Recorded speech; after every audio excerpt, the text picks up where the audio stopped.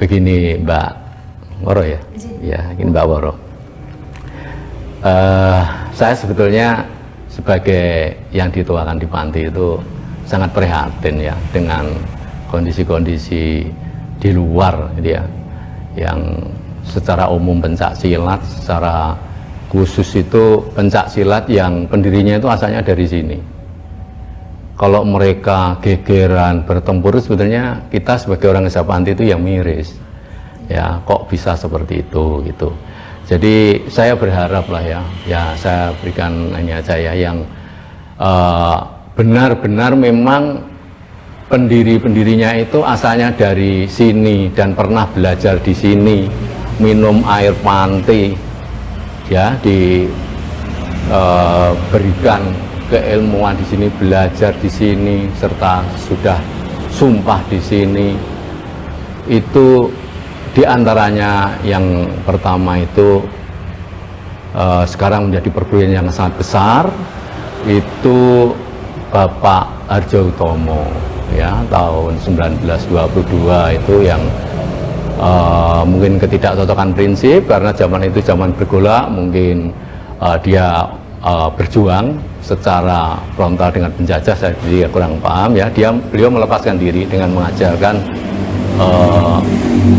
bela diri sebagai alat untuk perjuangan, bla bla bla. Saya tidak mengikuti sampai dengan akhirnya dulu waktu itu namanya PSC, sini menyebutnya Esa Muda ya, terus berkembang sampai sekarang menjadi Esa Terate ya, yaitu dulu saudara kita juga begitu ya. Kemudian yang kedua ada Pak Munandar ya, tahun 1932 itu juga melepaskan diri karena alasan juga tidak ada kecocokan dengan Bapak King Abai Surotiwiryo ya. Mungkin dengan beberapa, kalau saya baca di internet itu ya, dengan beberapa saudara adat sana mendirikan di Semarang namanya Setia Hati Organisasi ya, monggo semua sudah sumpah, sudah siap, monggo. Nah terus berikutnya ada lagi itu sekitar tahun 65 itu Pak Suwarno. Pak Suwarno itu kecerahan dari Bapak Hadi Subroto kan ada gitu. Kalau yang dua tadi kecerahan yang Suro. Itu beliau juga melepaskan diri mendirikan Persaudaraan Setia Hati Winomo Tunas Muda misalnya ya. Dan mungkin dengar lagi ada tapi belum besar ya, tidak saya sampaikan lah. Nah dari situ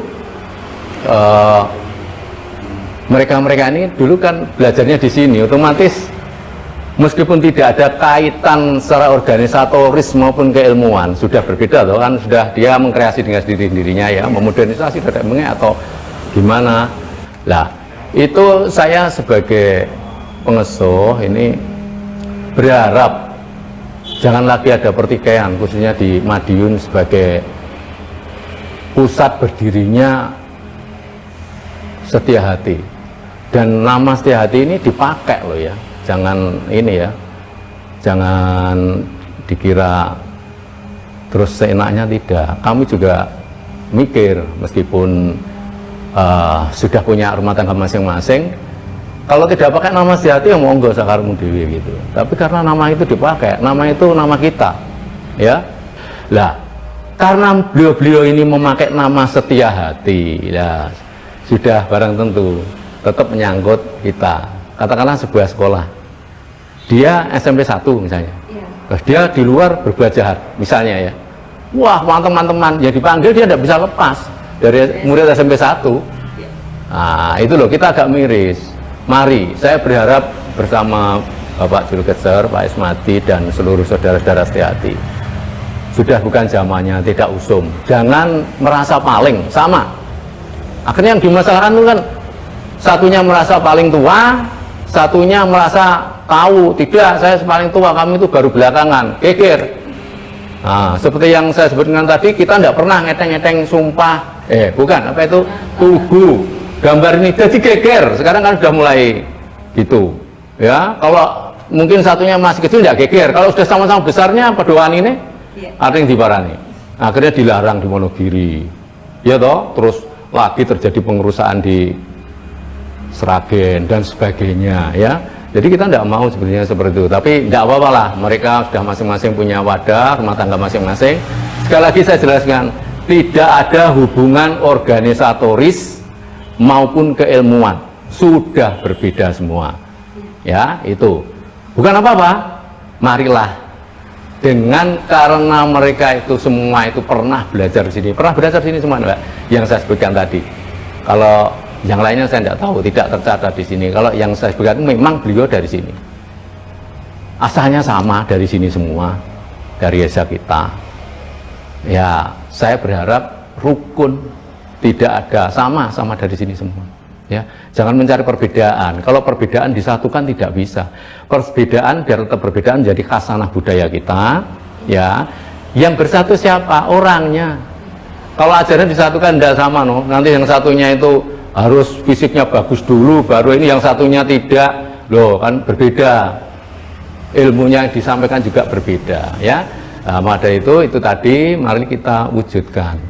Madiun ini sebagai kota pendekar, tunjukkan dengan perilaku yang baik. Ya, ini dari Panti seperti itu, insya Allah dari Panti tidak aja yang neko-neko.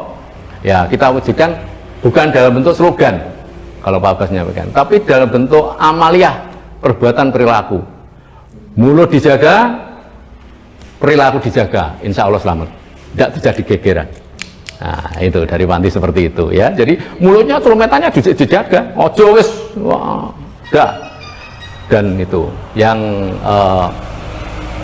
terakhir saya sampaikan, mengingatin tadi Mbak Woro sampaikan bahwa kenapa kita tidak pakai Sedulur Tenggar, terus sudah diganti. Ya, jadi kita pakai Panti Setiati 1903. Jangan ditanya lagi, Mbak Nel kan Sedulur Tenggar, iya begitu, tapi oleh yang sudah diganti.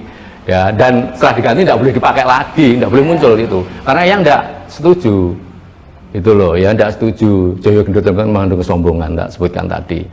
Ya, nanti kan tanyakan, lupa 1903 ini kalau di sejarahnya kan Sedulur Tenggar, kenapa ini kok Panti Setiati 1903? Ya sini jalurnya itu memang seperti itu, udah diubah dan kita harus, katanya kita tunduk taklid pada yang, ya kita harus yang sudah mengganti diganti, ya gitu aja, kita seperti itu, kurang lebihnya seperti itu. Ya, saya harap semua saudara-saudara kami yang di Persaudaraan Setiati di luar kami, saya selaku sesepuh yang di Panti berharap supaya bisa menahan masing-masing.